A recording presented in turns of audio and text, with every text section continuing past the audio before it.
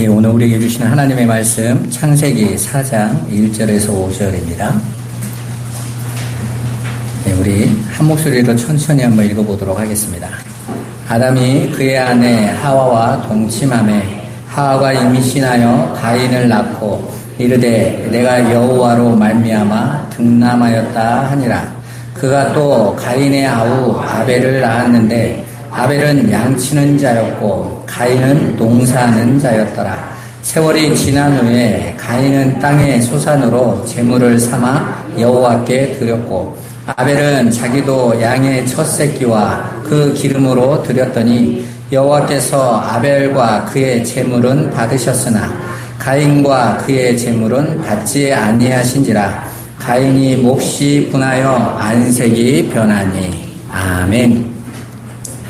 예, 오늘은 우리가 하나님이 가인과 아벨이 똑같이 제물을 드리는데 왜 아벨의 제물만 받으셨을까? 그렇다면 아벨은 하나님께서 아벨의 노력을 인정하신 것인지 아니면 어떻게 제물의 문제인 것인지 우리 한번 살펴보는 시간 가졌으면 좋겠습니다. 우리는 지난 시간까지 창세기 3장을 쭉 공부하면서 선악과를 따먹은 아담과 하와에게 하나님께서 그 내리신 심판이 그들을 향한 형벌이 아니라 그들을 회복시키시려는 하나님의 은혜의 사건이라는 것을 우리가 함께 묵상해 봤습니다. 아담과 하와는 에덴에서 쫓겨나서 세상에서 살면서 결국 자신들이 선악과를 따먹은 그 삶, 하나님의 은혜를 저버리고 스스로 하나님의 자리에 앉으려고 했던 그 일들이 얼마나 큰 문제인지, 얼마나 큰 죄인지, 그리고 그게 얼마나 큰 고통과 저주의 삶인지를 뼈저리게 깨달았을 것입니다. 또한 그들의 죄가 자신들을 위해 죽으실 거룩한 제물, 바로 여자의 후손으로 오실 예수 그리스도의 십자가로 인해 생명나무 열매를 먹게 될 것이라는 회복의 메시지를 깨닫게 되어졌을 거예요. 오늘부터 이제 창세기 4장을 보면서 선악과를 따먹은 이제 역사가 시작되고 또 선악과를 따먹은 이 역사 속을 살아가는 자들을 통해서 하나님께서 하나님의 은혜가 아니면 살 수 없는 존재로 지어진 우리 사람에 대해서 명확하게 알고 하나님의 은혜만을 의지하고 생명나무를 먹는 자의 삶을 추구하는 저와 여러분들이 될 수 있기를 원합니다. 여러분 창세기 4장부터는 창세전에 하나님의 은혜로 생명나무 열매를 먹게 된 하나님의 백성들, 곧 여자의 후손들과 선악과를 따먹고 여전히 하나님의 은혜를 거절하고 내 힘으로 살겠다라는 뱀의 후손들의 삶이 이 역사 속에서 어떻게 펼쳐지고 있는지를 보여주고 있습니다. 그리고 그들의 삶을 하나님께서 주장하시고 역사하시면서 한쪽은 계속 생명의 길로 이끌어 가시고 한쪽은 그냥 심판의 자리로 몰아가시는 하나님의 섭리가 잘 나타나 있어요. 그리고 그러한 구속사를 보여주시려고 바로 하나님께서는 아담의 두 아들인 가인과 아벨의 이야기를 꺼내신 거예요. 자, 아담의 아들이 아벨과 가인이었다라는 것을 지금 이 창세기의 이야기를 듣고 있는 사람이 누구죠? 모세입니다. 그죠? 모세가 아담이 있었는지, 아벨이 있었는지, 가인이 있었는지 알겠어요? 모르겠죠, 여러분. 그런데 하나님께서 지금 꺼내신 거예요. 그걸 통해서 선악과를 따먹고 사람에게서 나오는 그 삶 속에서 어떤 자는 하나님께서 그의 재물을 받으시고 어떤 자는 하나님께서 거들떠보지 않으시는 사건을 통해서 지금 하나님께서 뭔가 지금 이스라엘과 모세를 통해서 가르쳐 주시려는 메시지가 있단 말입니다. 바로 그 하나님께서 가르쳐 주는 그 메시지는 바로 교회이신 교회로 부름받은 저와 여러분들에게 지금 들려주고 싶은 메시지예요. 그 메시지가 무엇인지 알아서 가셔야 돼요. 여러분 신앙생활은요. 내가 만족하고 내가 좋고 내 유익이 나타나니까 내게 힘이 돼서 하는 게 아니에요. 신앙생활은 하나님의 영광을 바라보고 그 하나님의 영광 앞에 서는 거예요. 그러니까 나를 위해서 하는 것이 아니라 하나님이 나를 위해서 무엇을 하셨는지를 알아가는 거예요. 그리고 그분을 순종하고 의존하는 자로 지어져 가는 거거든요. 많은 성도들이 착각하는 게 그런 부분들이에요. 하나님 앞에서 신앙생활을 한다고 하는데 그 신앙생활들의 목적이 내 유익이라고 생각해요. 제가 회사 다닐 때 우리 회사 여직원 중에 한 분이 제가 워낙 예수를 믿는 사람이라는 거 너무 잘 아니까 한 번은 그러더라고요. 황영택 씨는 너무 광신자 같아요. 그러더라고요. 그래서 뭐가 광신자 같냐? 그랬더니 대학을 나온, 이화여대를 나온 그분이 이렇게 말을 하더라고요. 모든 종교는 사람의 필요를 위해서 만들었다는 거죠. 그러니까 그건 내가 나를 위해서 내가 위로받고 힘 얻으려고 만든 것이지. 그런데 황영태 씨 같이 막 있다고 막 그렇게 믿어버리면 세상 못 산다는 거예요. 아마 그 자매가 나한테 좀 관심이 있었나 봐. 근데 조금 이렇게 사귀어보려고 하는데 얘가 영 맛이 가니까 그러지 않았을까라고 한번 그냥 오해해보죠. 근데 그 자매가 신앙생활을 하던 사람이었거든요. 근데 자기는 그냥 하나님이 있어도 되고 없어도 되는데 그냥 나는 있다고 생각하고 그냥 나의 위로를 위해서 믿고 있다라는 거죠. 그러니까 그 자매가 볼 때는 내가 믿는 그 신앙의 삶이 너무 바보같이 보이는 거예요. 왜 저렇게 신앙에 올인을 해?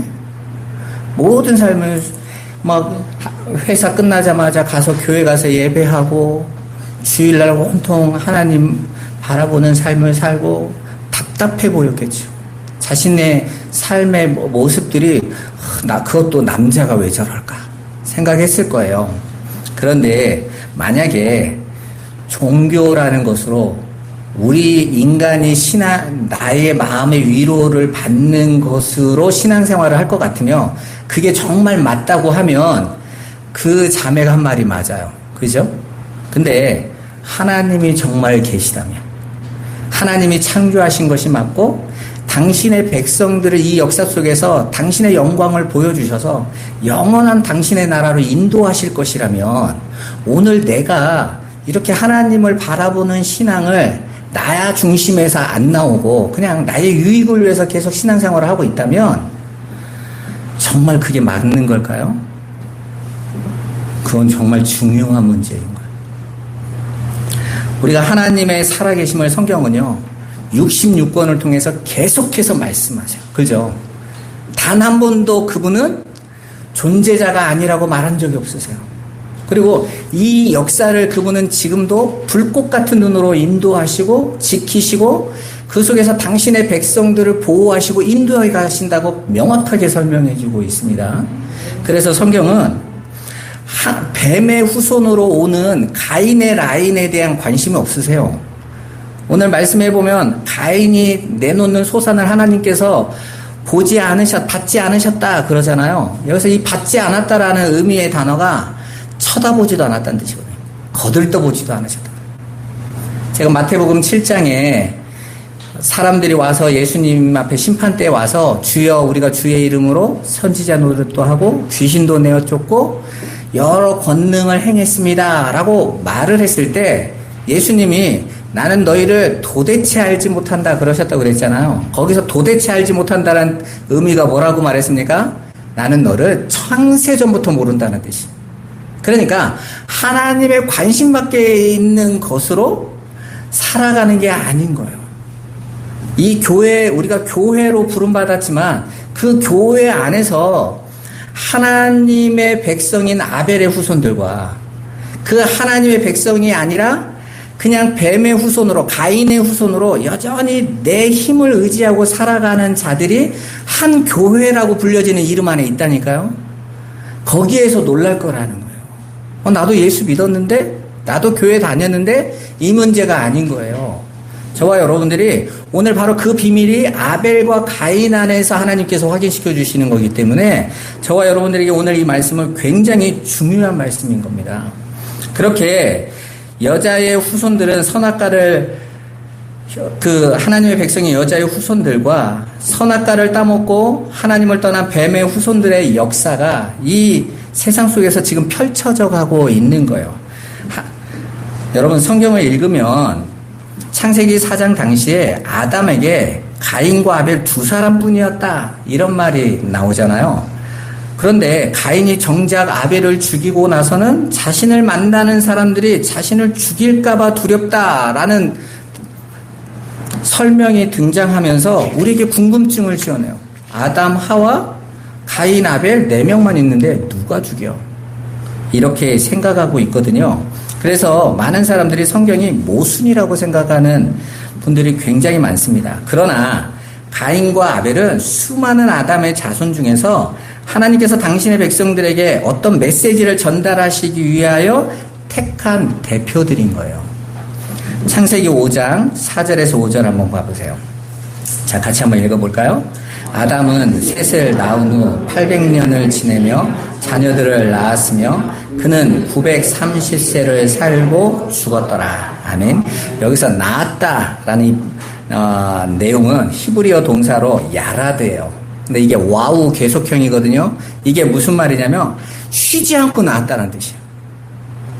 그러니까 지금 아담과 하와가 가인과 아벨 둘 낳고 몇백 년 동안 자라나서 죽일 때까지 아무것도 안 했다는 뜻이 아니라 계속 낳았다는 뜻이에요. 계속. 그러다가 이제 아벨로 말미암아 셋이 등장하고 그 셋의 후손이 하나님이 아벨로 말미암아 구원받는 자로 등장하는 거죠. 그러니까 딱 둘밖에 없었다라고 생각하시면 안 돼요. 여기에서 아담과 하와가 거의 800년을 지내면서 자녀들을 낳았다고 그러잖아요. 그 당시에 태어난 사람들의 평균 연령이 800세 이상이었어요. 그래서 홍수 사건이 있기 전에는 이 땅의 기후와 환경이 질병이나 이런 걸 유발하는 환경이 아니었습니다. 그래서 홍수 사건 이후에 하나님께서 고기를 먹어라 그러잖아요. 이제 체력이나 모든 환경이 뒤집어져 버렸다라는 거예요. 가인과 아벨이 살던 시기에는 비도 오지 않았다고 그랬죠. 이슬이 땅에서 올라와서 땅에 내려서 모든 식물이 자라게 하는, 마치 비닐하우스의 온실 속에서 모든 환경이 다 갖춰져 있는 것인 거죠. 그런데 노아 홍수로 말미암아 그게 완전히 벗겨져 버리고 모든 환경이 파괴되어져 버리니까 그때부터 인간의 수명이 급격하게 뚝 떨어져 버리죠. 가인과 아벨의 그 시대에, 아담의 그 노아 홍수 이전의 시대에는 그렇게 질병도 거의 없는 그런 온전한 상태로 아주 건강하게 자녀들을 많이 낳았다라는 거예요. 그래서 많은 인류학자가 아담이 죽을 때쯤 인구가 거의 100억 이상, 아니 10억 이상이었을 거라고 추측하고 있어요. 노아 홍수 때는 약 20억 이상이었을 거라고 추측하고 있습니다. 그러니까 어마어마하게 나온 거죠. 어마어마하게. 성경은 그렇게 엄청나게 많은 아담의 후손 중에서 하나님께서 가인과 아벨 두 사람을 선택하셔서 그들을 통해 이 역사를 살아갈 성도들에게 말씀하고 싶은 것을 가르쳐 주시는 거예요. 바로 아벨과 가인의 제사, 그 제사를 통해서 하나님께서 누구를 받으시고 누구를 받지 않으시는지, 그리고 그 선택함과 택함은 오로지 그 주권이 하나님께만 있다라는 것을 저와 여러분들에게 가르쳐 주시려는 거예요. 그러니까 저와 여러분들은 신앙생활하면서 내가 무슨 업적을 내놓고 내가 뭔가를 열심히 해서 사람들에게 인정받는 것으로 신앙생활의 즐거움을 찾으시면 안 돼요. 예수 그리스도로 말미암아 우리에게 값없이 주신 구원의 은혜로 즐거워하셔야 되는 거예요. 날마다 그걸 알아가셔야 된다니까요. 근데 많은 분들이 구원의 은혜 하면 참 별거 아니라고 생각해요. 여러분, 사실 여러분들이 별거 아니라고 생각하는데 정말 귀한 것이 여러분의 보이지 않는 환경 속에 가득 차 있습니다. 가장 먼저 여러분이 지금 숨을 쉬고 있는 거, 여러분에게는 당연한 거고 별거 아닌 것 같지만 그 숨 5분만 참으면 죽습니다. 아무것도 아니라고 여겨지는. 그리고 우리가 지금 이 무더위에서 경험해 보니까 어떻습니까? 우리가 10년 전, 20년 전에 여름이 이렇지 않았을 때가 참 복된 거였구나, 고마운 거였구나 하고 느끼지 않으세요? 그러니까 우리는 다 깨지고 박살나고 나서야 정말 그때가 좋은 거였구나, 그게 정말 감사한 거였구나 라는 걸 깨닫는다. 선악과를 따먹은 이후에야 비로소 그 선악과를 먹지 말라고 하신 하나님의 말씀이 무슨 의미인지를 깨닫는 것이죠. 그리고 그 하나님의 은혜를 떠나서 내 힘으로 살고 있는 이 삶이 얼마나 고통스러운지를 저와 여러분들에게 가르쳐 주시는 거예요. 여러분이 꼭 하나 알고 싶어요. 아셔야 되는 게 있는데, 성경은 인류사의 기원을 연구한 책이 아니에요.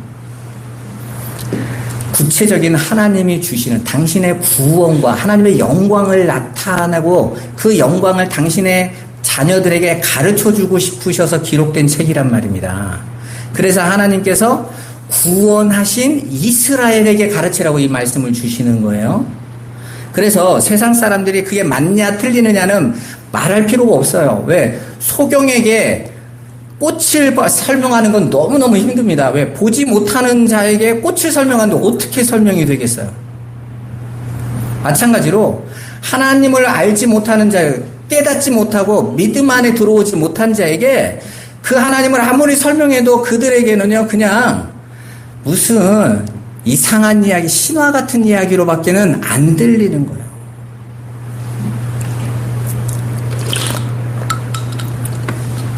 자, 그러면 그 구체적인 메시지를 우리 한번 살펴보도록 하겠습니다. 본문 1절에 보시면 에덴에서 쫓겨난 아담과 하와가 아들을 낳고 그 이름을 가인이라고 지었다고 말하고 있습니다. 여기서 가인을 낳은 하와가 내가 여호와로 말미암아 득남하였다라고 감사의 고백을 하는 것처럼 보이잖아요. 가인은 얻었다라는 뜻이거든요. 무엇을 얻었다라고 가인의 이름을 지었는지 한번 보자고요. 근데 히브리 원어 성경을 보면 여기에서 말미암아라는 단어가 없어요. 그러니까 이 뜻 자체가 내가 여호와로 말미암아 아들을 얻었다라는 의미가 아니라는 것입니다. 그냥 정확하게 히브리 원어를 번역을 하면 내가 여호와 그분을 얻었다라는 뜻이에요. 말이 이상하잖아요. 어떻게 여호와를 낳고 여호와를 얻습니까? 여러분들이 오늘 이 고백을 이해하시려면 지금 아담과 하와에게 바로 창세기 3장에 하나님 주신 그 언약을 이해하셔야 돼요. 선악과를 따먹고 하나님의 심판 앞에 서 있는 아담과 하와에게 하나님께서 심판을 먼저 말씀하시지 않고 언약을 먼저 약속하시죠. 여자의 후손이 뱀의 후손의 머리를 박살낼 것이라. 바로 그 여자의 후손으로 오실 분을 메시아라고 하죠. 성경에서는 그렇게 메시아로 오실 그분이 왕, 아도나이, 하나님이라고 표현하고 있습니다. 그래서 여기에서 아담과 하와가 여호와 그분을 얻었다라는 그 말은 바로 이 두 사람이 하나님의 그 언약을 기억하고 있었기 때문에 내가 하나님을 낳았다. 내가 낳은 아이가 하나님께서 약속하신 여자의 후손 곧 메시아다라는 의미라는 거죠. 그러니까 지금 선악과를 따먹고 그 하나님의 그 놀라운 비밀이 아니라 그냥 보여지는 것으로 확인하게 될 때는 지금 아담과 하와 입장에서는 하나님께서 여자의 후손이 아들을 낳으면 그 아들로 하나님께서 그들을 다시 생명나무의 길을 열어주실 거라고 믿었기 때문에 그냥 내 몸에서 낳는 아들이 그 일을 할 거라고 여겼다라는 거예요. 엄청난 기대였겠죠. 그런데 중요한 건 그 가인을 얻고 생명나무의 길을 찾았는데 안 열려. 여전히 막혀 있단 말이에요. 아들로 된다고 했는데, 그것도 내가 낳는 아들로 된다고 했는데 왜 안 열리지? 여러분은 다 잘 알고 있잖아요. 하나님이 말씀하신 그 아들, 그 후손은 예수 그리스도이신 거였잖아요. 그죠? 성경에서 항상 갈라디아 3장 16절에 바울이 뭐라고 말합니까? 아들을 보내주시겠다고 할 때 그 아들은 단수라고 그랬다고 그랬잖아요. 딱 하나니 예수 그리스도다 하고 바울이 말해주는 거죠. 그러니까 바울이 신약을 통해서 구약의 그 아들의 비밀을 설명해 주지 않았다면 우리는 누가 아들인지도 몰라요. 이삭도 아들인 것 같고 가인도 아들인 것 같고 다윗에게 약속하신 내 씨가 성전을 지을 거라고 말하는 솔로몬이 마치 그 일을 했으니까 그 아들인 것 같고 아들들이 많이 나오잖아요. 그런데 바울이 한 번에 딱 설명을 끝내죠. 그 아들이란 말은 단순히 예수 그리스도를 가르치는 거예요. 그러니까 창세기 3장 15절에 여자의 후손, 그 여자의 씨로 올 분이 딱 한 명인데 예수 그리스도였다라는 거죠. 근데 그 말을 아담과 하와가 몰랐다라는 것입니다. 이해하지 못하니까 아들 낳아놓고 이가 그 아들이다 그랬다라는 것이죠. 메시아, 나를 구원해줄 생명나무의 길로 가게 만들어줄 존재라고 여겼다라는 거예요. 그런데 그 길이 열리지 않자 너무 실망하죠. 그들이 실망했다라는 걸 뭘로 알 수 있어요? 둘째 아들의 이름을 하벨로 지었어요. 아벨.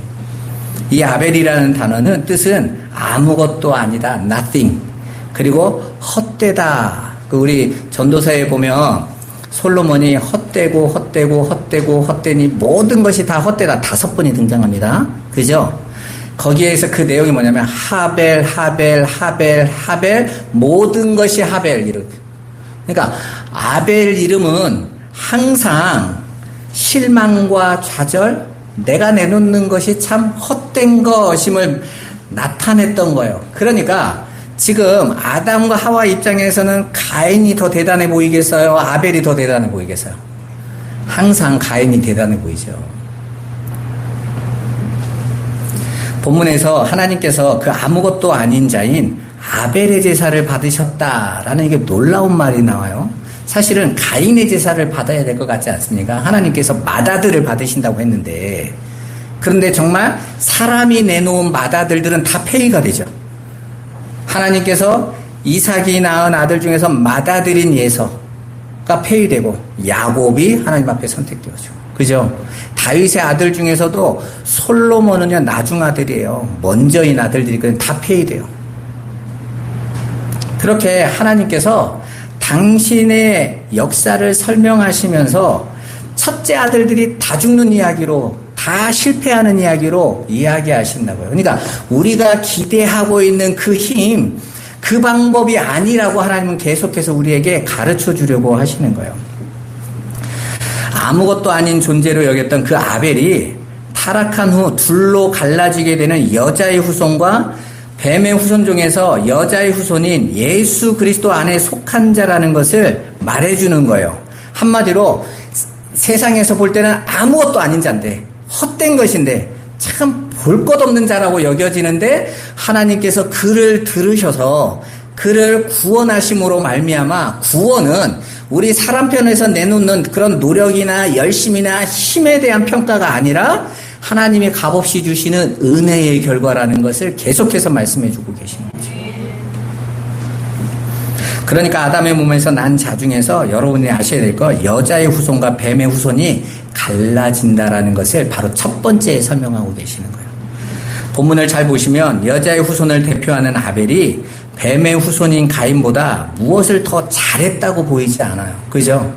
딱 하나 등장하는 건, 아벨은 가인이 곡식으로 제사할 때에 양으로 희생제사를 했다라는 겁니다. 그래서 많은 분들이 이 부분을 주목해요.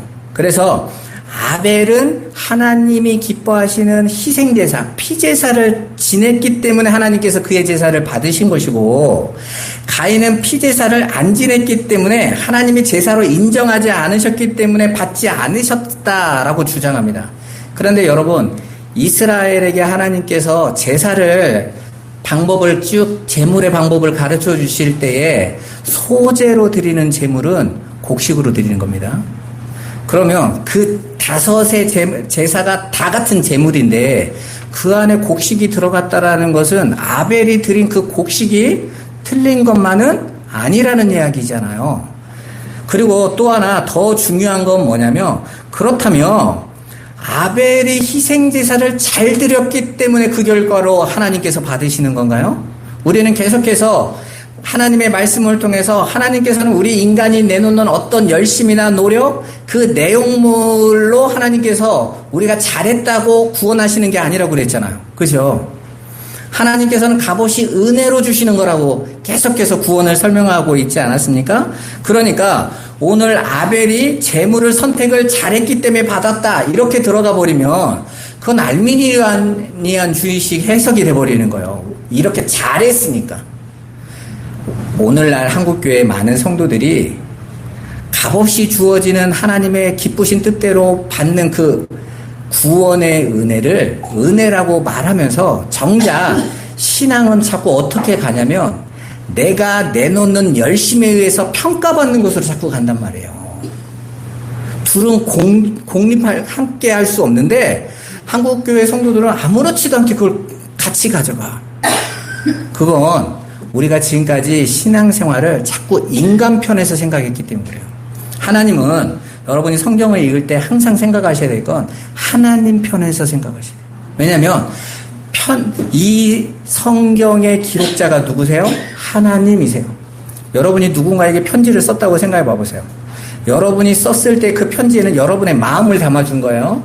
여러분이 전하고자 하는 그 내용을 거기다 담아줬는데 상대편이 읽은 사람이 난독증이 있어. 그러면요, 엉뚱한 거에 꽂혀서 엉뚱한 걸로 따지고 들어오면 내 마음이 그게 아닌데. 그랬을 때 우리가 늘 하는 말이 있죠. 너 내가 보낸 편지를 자세히 읽기는 했니? 이렇게 물어보잖아요. 왜요? 내가 너에게 하려고 했던 말은 그게 아닌데 너는 엉뚱한 얘기 자꾸 나한테 이 편지를 받고. 마찬가지예요. 오늘날 성도들이 신앙생활을 한다고 하는데 하나님이 보내신 그 마음, 그 하나님의 그 기쁘신 뜻은 보지도 않고 난독증이야. 내가 읽고 싶은 부분만 막 읽어가지고 엉뚱하게 해석해서 가져가. 그러면서 나도 성경대로 산대. 그건 성경대로 사는 게 아니죠. 그분의 뜻이 무엇인지를 아는 거예요. 그래서 이스라엘아 좀 잘 들어라 그러잖아. 계속. 그래 이스라엘아 들어라. 쉐마 이스라엘아 할 때에는 내 말 좀 잘 좀 들어. 뭔 말인지. 그래서 하나님이 받으시는 것은 그 순종이라는 단어의 뜻이 쉐마라고 그랬죠. 똑같은 말이에요. 잘 알아듣고 아버지의 마음을 깨달아서 그분의 뜻대로 가는 게 순종인 거지. 그냥 내가 내 편에서 내가 세상에서 사람들이 다 인정하는 것으로 열심히 해서 내놓으면 그게 순종이 아니란 말입니다. 그래서 저와 여러분들이 하나님의 말씀을 들으면서도 진지하셔야 돼요. 무슨 말을 하고 있는지를 잘 아셔야 된단 말입니다. 오늘 잘 봐보세요. 하나님께서 구원을 주시는 그 비밀은 재물에 따라서 결정된다. 그리고 그 사람의 정성에 의해서 결정된다. 아니죠. 우리 전에 라오스 갔을 때 어떤 목사님이 저한테 질문하는 거 들으셨잖아요. 같이 가신 분들은. 아니 아벨이 더 정성을 들여서 받으셨을지 나보고 가봤냐고 그러는 거예요. 봤냐고. 따지는 거죠. 왜? 그 정성이면 받을 것 같은 거죠. 그래서 우리 함께 히브리서 11장 4절로 가서 함께 말씀을 나누지 않았습니까? 하나님께서 아벨의 제사를 받으신 이유가 또 아벨이 하나님이 기뻐하는 제사를 지냈던 그 이유가 잘 나와져 있잖아요. 히브리서 11장 4절 같이 한번 읽어보겠습니다. 믿음으로 아벨은 가인보다 더 나은 제사를 하나님께 드림으로 의로운 자라 하시는 증거를 얻었으니 하나님이 그 예물에 대하여 증언하심이라. 그가 죽었으나 그 믿음으로써 지금도 말하느니라. 아멘. 우리가 여기에서 나오는 이 믿음으로를 믿음이 좋았다로 해석하시면 안 돼요. 여기서 나오는 이 믿음은 아벨의 믿음이 아니에요. 히브리서 11장이 믿음장이잖아요. 근데 거기에서 그 믿음은 그 인물들의 믿음이 아니라 믿음이 주체자예요. 믿음은 살아있는 하나님이신 거예요. 그래서 하나님께서 성령으로 그와 함께 하실 때 그에게 믿음이 주어졌다 그래요. 그래서 에베소서 2장 8절에 하나님이 은혜로 말미암아 믿음을 선물로 주신다 그러죠. 그렇게 믿음이 우리 안으로 들어와서 그 생명이 우리 안으로 들어오게 될 때 우리는 비로소 하나님의 기쁘신 뜻을 깨닫게 돼요. 우리가 깨닫는 마음이 생긴단 말입니다. 그걸 다른 말로 성경에서 또 다르게 어떻게 표현합니까? 내가 새 마음을 너희 속에 줄게. 너희 마음은 다 다 부패해서 다 썩어서 너희 마음은 바꿔야만 되지. 너희 마음이 그걸 너희가 그냥 그걸 노력하고 애쓴다고 그 마음이 변화되지 않아. 바뀔 수 없어요, 여러분. 새 마음으로 이식해 주셔야 돼요. 예수의 마음으로. 그래서 빌립보서 2장 5절에 예수의 마음으로 하나님께서 우리에게 넣어주시는 거예요. 그게 구원의 사건인 거죠. 바로 그렇게 십자가의 은혜의 그 사건을 근거로 하나님께서 아벨에게 그 믿음을 주신 거였어요. 믿음이 아벨의 삶을 이끌어갔습니다. 그랬더니 아벨이 아버지가 엄마가 날마다 드리는 그 희생제사가 무슨 의미인지를 가인은 전혀 이해하지 않는데 아벨은 이해되더라는 거죠. 깨닫게 되더라는 거예요. 그래서 그 아벨은 그 당시에 별로 보잘것없는 직업이었던 그 양을 치는 거. 특히 아벨이 드렸던 이 양은요, 어린 양이에요. 여러분, 그 당시에는 기온이 온화했습니다. 굳이 가죽 옷을 입어야만 되는 게 아니에요. 우리 같으면 막 온통 다 덮는 이불이 아니라 그냥 치마 쪽으로만 덮는 옷일 수도 있겠지만, 그런데 여러분 아시죠?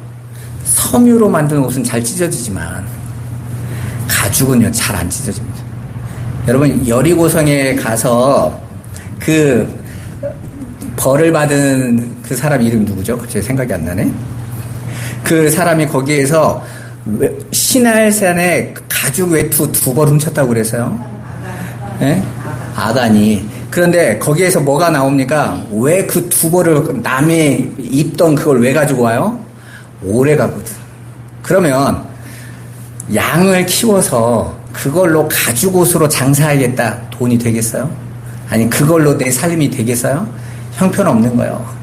여러분, 가인이 동생의 재물을 받으신 하나님 앞에 분노해서 동생을 들로 끌고 가서 죽여버리죠? 왜 그랬을까요? 가인의 눈에는 저 형편없는 놈인데, 저 지질이 미련한 놈인데, 아니 이 시대에 고기를 먹는 시대도 아니고 아무것도 아닌데 거의 쓸모없는 양을 계속 키우네? 누구 말대로 빈둥거리는 것으로밖에 안 보여요. 자기 인생에 대한 발전성이 없어, 쟤는.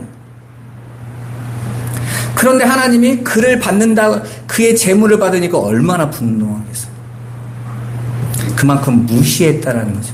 그때 한번 갑자기 화가 나서 죽였다는 게 아니라 그 전부터 가인의 마음에는 그 아벨이 무시의 대상이었던 거예요.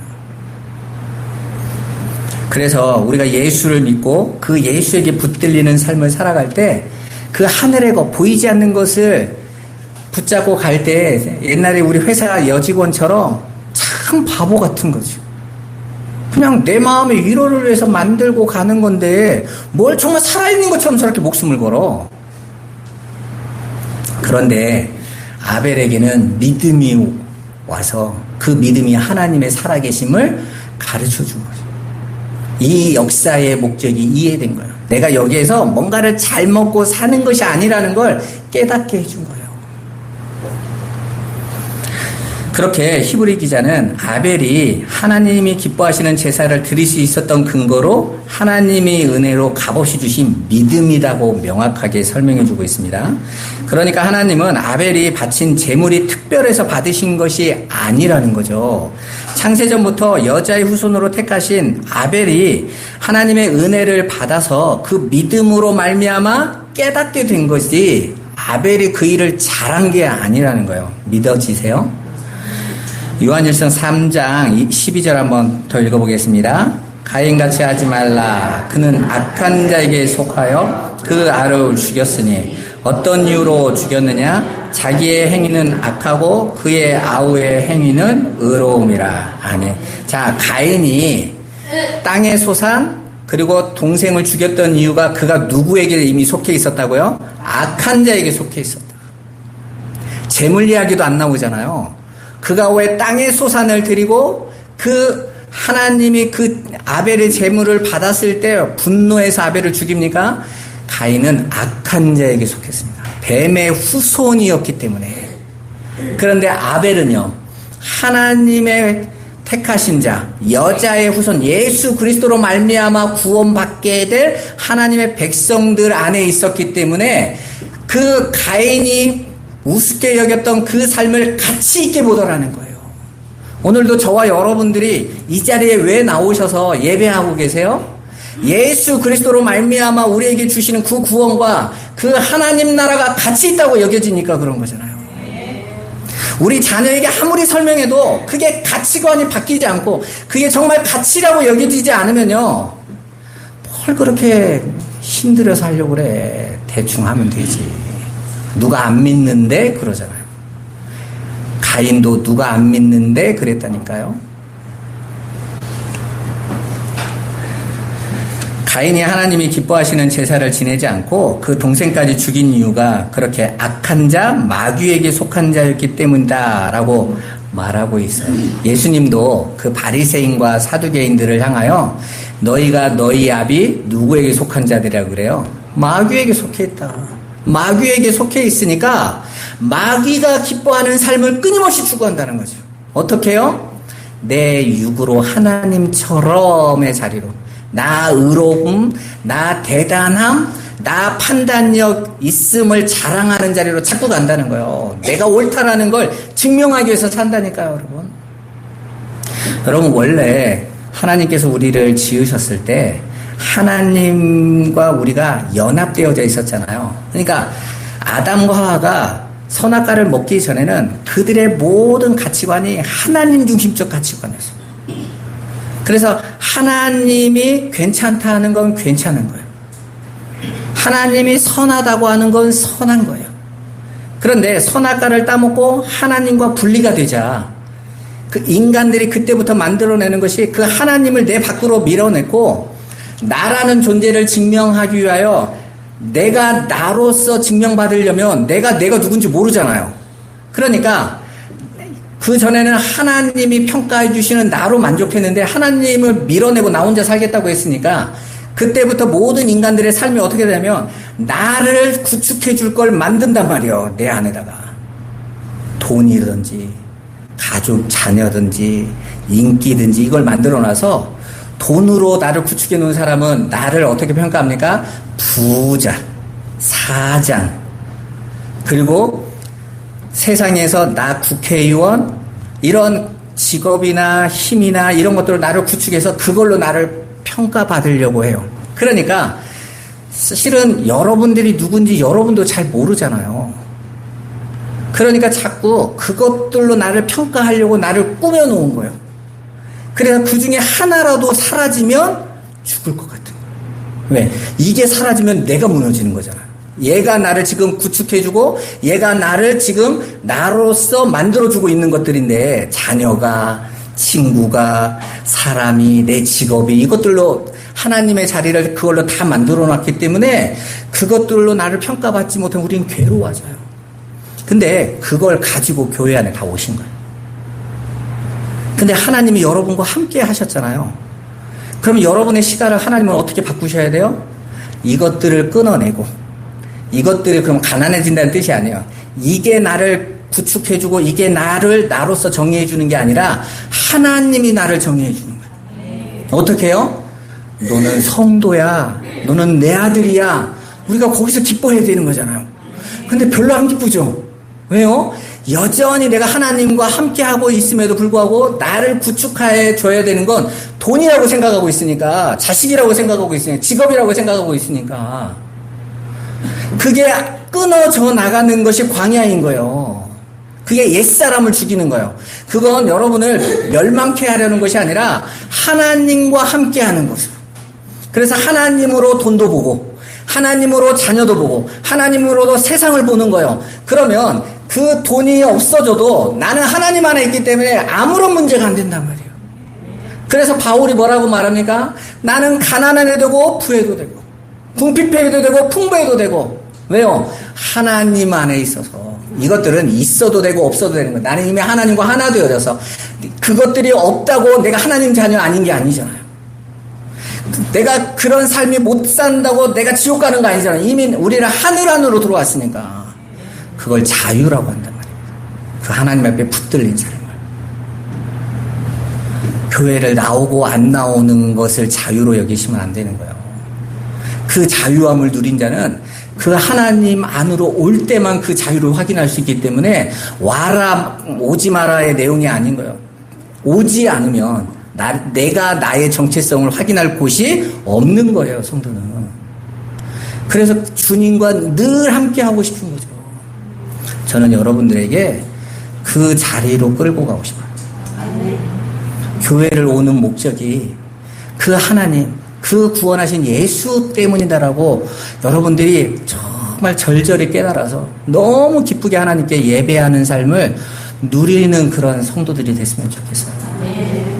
그러기 위해서는 여러분들이 지금까지 습관처럼 들여던 그런 신앙의 삶을 깨셔야 돼요. 오늘 오후에 설명드리겠지만 하나님께서 바로 그 싸움을 하시기 위하여 하나님 보좌 우편에 앉아 계신다라고 말하고 있지 않습니까?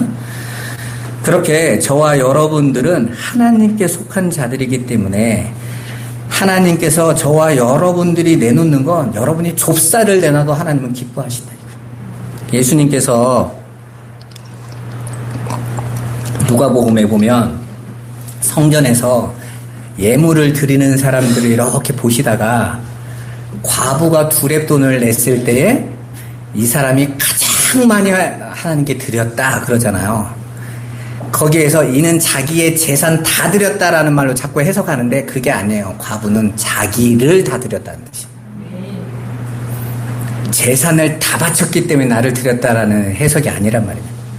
거기에서 예수님이 성전을 이렇게 사람들이 내놓을 때 그냥 이렇게 멀찍이 보셨다는 뜻이 아니에요. 이렇게 뚫어지게 보셨다라는 뜻이에요. 얼마큼은 그렇게 뚫어지게 볼 때 사람들이 가진 자들은 뭔가 자기를 보여주려고 더 내겠죠. 나 이 정도야. 예수님이 누군지 아니까. 그런데 과부가 거기에서 내놓았을 때는 하나님 날 받으세요.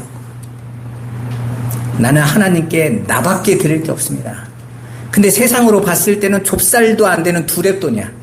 그걸로는 끼니도 안 돼. 한 끼 식사도 혼자 먹을 수 없는. 그런데 예수님은 당신이 택한 백성들이 내놓는 것에 즐거워하시나요? 기뻐하시나요? 왜? 그것만 보고 계시기 때문에. 내 백성이 내는 것만 보시거든요. 가인이 훨씬 풍요롭게 내놨거든요. 근데 하나님은 보지 않으신다. 쳐다보지도 않으신다. 관심 받기라는 거, 관심 받기. 거기에서 우리 기독교에서 가장 중요하게 여기는 선택과 유기의 교리가 거기에 딱 등장하는 거예요. 하나님께서 이삭이 리브가와 결혼해서 리브가가 임신을 하는데 아이를 갖는데 쌍둥이를 임신하죠. 근데 하나님 앞에서 두 민족이 싸우고 있는데 둘이 하나님께서 뭐라고 말씀하세요? 아직 나오지도 않았어. 그들이 뭔가 행위를 해놓은 것도 하나도 없어. 보여지는 거 아무것도 없어. 그런데 하나님께서 큰 자가 작은 자를 섬기리라. 로마서에서는 뭐라고 말합니까? 나는 예서는 미워하였고 야곱은 사랑했다. 근데 태어나서 살아가는 인생을 보니까 누가 더 훌륭해요? 에서가 훨씬 훌륭해. 우리 세상편으로 볼 때는 에서가 훨씬 나아. 야곱은 이름부터 태어날 때부터 지 형껏 뺏으려고 해가지고 발 뒤꿈치를 잡은 놈, 강도 이런 이름을 가는데 딱 그 이름에 맞는 삶이야. 그래서 형이 뭐라고 말합니까? 아버지로 축구권을 야곱이 가져갔다 오니까 그놈 이름이 야곱인 이유예요. 그게. 하여튼 남의 것을 훔쳐가지고 빼앗고 그놈은 나한테 팥죽 가지고도 장자권도 훔친 놈이야. 아주 그냥 남의 것을 못 뺏어서 안달인 놈이에요. 그렇게 얘기하잖아요. 그런데 하나님 뭐라고 말씀하세요? 내가 아벨은 사랑했고 에서는 미워했다. 우리가 내놓는 것에 아무 평가 기준이 안 나와. 그냥 하나님의 일방적인 어떤 사랑을 쏟으셔서 그로 하여금 하나님 당신의 그 사랑과 은혜를 계속해서 보여주겠다는 것이 이 역사란 말입니다. 때로는 그 하나님의 그 사랑이 우리로 하여금 이 세상의 것에 집착한 그 땅에 묻혀버릴 것 같은 땅으로 돌아가려고 아주 그냥 땅속으로 두더지처럼 파고 들어가려는 저와 여러분 인생을 끼어들어서 박살내시는으로 나타난다니까요. 그 사랑을 여러분이 그래서 여러분의 심판 속에서 하나님의 그 회복하시려는 여러분을 구원의 길로 영생의 자리로 이끌어 가시려는 하나님의 그 놀라운 사랑을 저와 여러분들이 날마다 보셔야 되는 거예요. 그렇게 인간의 은은요 하나님 앞에 인정받지 못해요. 타락한 이후 사실 모든 인간은 전부 저주받은 가인들이었습니다. 왜냐하면 아담과 하와가 저주를 받기 시작했습니다. 그래서 하나님께서 당신의 기쁘신 뜻대로 그 모두가 사형 선고를 받았는데 그 중에 어떤 자들을 몇 명을 구원하시겠다라는 건 다 은혜인 거죠. 택함 받은 자들에게는. 원래 다 사망이었다니까요. 근데 어떤 자들을 그 사망에서 일으키시겠다. 이게 하나님의 뜻인 거예요. 이게 하나님의 창조의 역사인 거예요. 그렇게 본문 5절에 하나님께서는 가인이 내놓는 것을 받지 않으셨다라고 말합니다. 쳐다보지도 않으셨다는 거예요. 거들떠보지도 않으셨다는 거예요. 하나님은 당신의 은혜를 거부하고 자신들이 하나님처럼 되어 사는 자들을 쳐다보지도 않으십니다. 왜냐하면 그들은 영원한 천국을 소망하는 자들이 아니고 저주받은 땅을 섬기고 땅의 노예가 된 자들이기 때문에 그래요. 여러분 기독교도 마찬가지예요. 여러분들이 예수를 믿는데 신천지나 이런 데 가보세요. 시험 볼 때 보셨죠? 뉴스에 나오는 거. 몇백 명이 그냥 딱 막 대각으로 봐도 딱 맞고 막 이렇게 일자로 해서 흰색, 까만색 그렇게 막 시험 보잖아. 그래야 점수가 올라가서 구원의 자격이 주어져. 그럼 그렇게들 열심히 해. 아니, 하나님이 은혜로 주시면 보잘것없게 쳐다보고 하나님께서 가인처럼 네가 한 것으로 평가하겠다면 그렇게 열심히 해. 그래서요, 알미니안주의가 나온 거예요. 하나님의 값없이 은혜로 주신다는데 너무 게을러. 그러니까 어떤 자가 볼 때는 이건 아니지 않아? 그래서 제가 아주 존경하는 김세환 박사님이 바울 신학 하시는 분인데 그분이 건설구원 같은 이야기를 하셨다는 거예요. 왜냐면 성도들이 너무 게으른 것 같은 하나님 앞에. 그래서 구원 이후에도 평가받아서 선택이 결정된다고 말하신다. 난리 났잖아요, 여러분. 여러분 어떻습니까? 자꾸 우리가 눈으로 볼 때에는 이거 가지고는 안 될 것 같은 거예요. 그래서 은혜인 거예요. 예수 안에서 하나님이 값없이 거저주시는 인생인 거예요. 그런데 그 은혜 안에 붙들린 자들의 삶이 여러분의 판단과 생각대로 안 간다는 거예요. 그렇게 여러분들이 봤을 때 왜 내가 예수 믿고 하나님 자녀라는데 내 인생을 왜 이렇게 끌고 가시나 할 때에 여러분들이 하나님의 말씀 안으로 들어가셔야 돼요. 말씀 밖에서는 이해할 수가 없으니까요. 그렇게 영원한 천국을 소망하는 자들이 아닌 자들은 그저 저주받은 이 땅을 섬기고 땅의 노예가 되어서 살아가요. 그래서 본문 2절에 보면 가인을 농사짓는 자라고 표현한 겁니다. 여기에서 이 단어의 의미는 땅을 섬기는 자, 땅에 종된 자라는 거예요. 그러니까 가인은 이 땅의 노예가 돼서 땅에 목매어 살았기 때문에 그가 내놓는 것들은 다 땅의 열매들인 것이고 하나님께서는 그거 쳐다보지도 않으셨다. 우리 창세기 1장 둘째 날에 보면 하나님께서 궁창을 나누시면서 하늘과 아랫물을 바다 이렇게 말씀하시죠. 그 하늘이라는 그 뜻은 진리가 있는 곳, 그죠? 그 진리가 된 자녀들이 있을 곳이 하늘인 거예요. 그래서 하나님께서 이 땅에서 그 땅으로 살고 있는 아담에게 네가 땅에서 계속 살아봤자 가시덩굴과 엉겅퀴밖에 안 나오고 결국은 그 삶 계속 살면 땅으로 들어갈 거야. 왜? 흙에서 나왔으니까.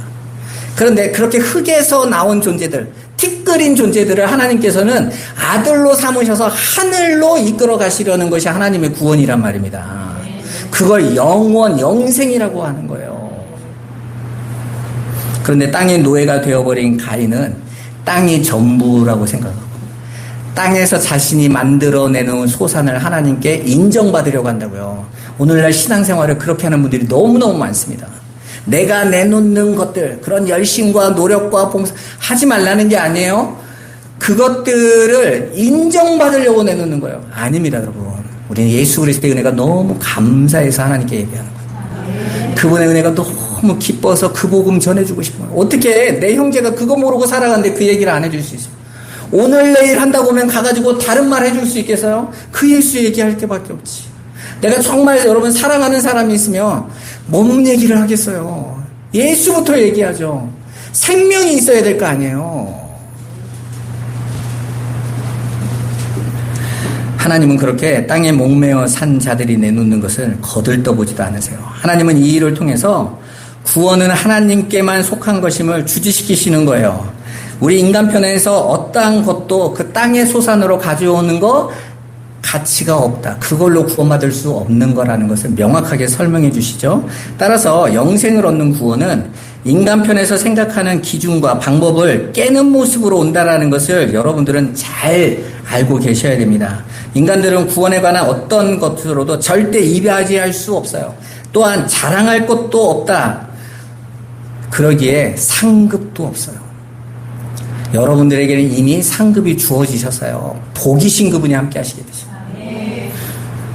여러분, 어렸을 때 엄마 아빠하고 시장 같이 가면요, 애가 굳이 돈을 꺼내가지 않습니다. 왜냐하면 내가 필요한 건 엄마 아빠가 주니까 함께 하면 되는 거지, 내가 따로 해서 돈 모아서 가야 주는 게 아니란 말이에요. 우리는 어려서부터 그걸 애착이라고 하잖아요. 그렇게 애착이 잘 돼 있는 사람은 세상에서 염려하고 근심하지 않는단 말이에요. 하나님과 애착이 잘 되면, 저와 여러분들 연합의 비밀을 정말 누리게 되면 남편 때문에, 자녀 때문에, 경제 때문에, 환경 때문에 안 흔들려요. 화 안 난다니까요. 예수 안에 있는 기쁨으로 사는 것이죠. 오직 하나님께서 선포하신, 약속하신 대로 여자의 후손으로 오신 예수 그리스도의 십자가를 믿는 믿음으로만 구원이 결정되는 거예요. 요한복음 3장 16절 18절에 뭐라고 말합니까? 이처럼 하나님께서 당신의 백성을 구원하실 때에 믿는 자와 믿지 않는 자로 구원이 결정되는 거예요. 그 십자가에 달리신 그 예수, 그 예수의 그 공로를 믿는 것과 믿지 않는 것으로. 저와 여러분들이 오늘도 어떻게 우리가 그 하나님이 보내주신 예수 그리스도의 십자가가 믿어지게 됐는지, 이게 얼마나 큰 은혜인지를 알아가시는 거예요. 오늘도 저와 여러분들이 그 은혜와 사랑을 정말 알고 그 안에 뿌리를 깊이 내리시기를 주님의 이름으로 축원합니다. 기도하겠습니다. 살아계신 아버지, 오늘 하나님께서 아벨의 제물을 받으신, 그 아벨의 제사를 받으신 사건을 통하여 하나님이 약속하신 여자의 후손 예수 그리스도의 라인과 뱀의 후손인 마귀의 백성들이 어떻게 갈리게 되는지를 보게 하심을 감사합니다. 여전히 하나님의 백성은 믿음으로 말미암아 십자가의 은혜를 믿는 자로 가고, 그 마귀의 자식들은 여전히 자기가 내놓는 의를 바탕으로 가려고 한다는 것입니다. 오늘 우리 꿈꾸는 모든 성도들이 그 십자가의 은혜를 정말 감사하고 감격하고 확인하며 그 은혜 주신 하나님을 예배하며 즐거이 찬송하며 그 하나님의 그 은혜를 증거하는 그 사랑으로 살아가도록 인도하여 주옵소서. 예수 그리스도의 이름으로 기도드리옵나이다. 아멘.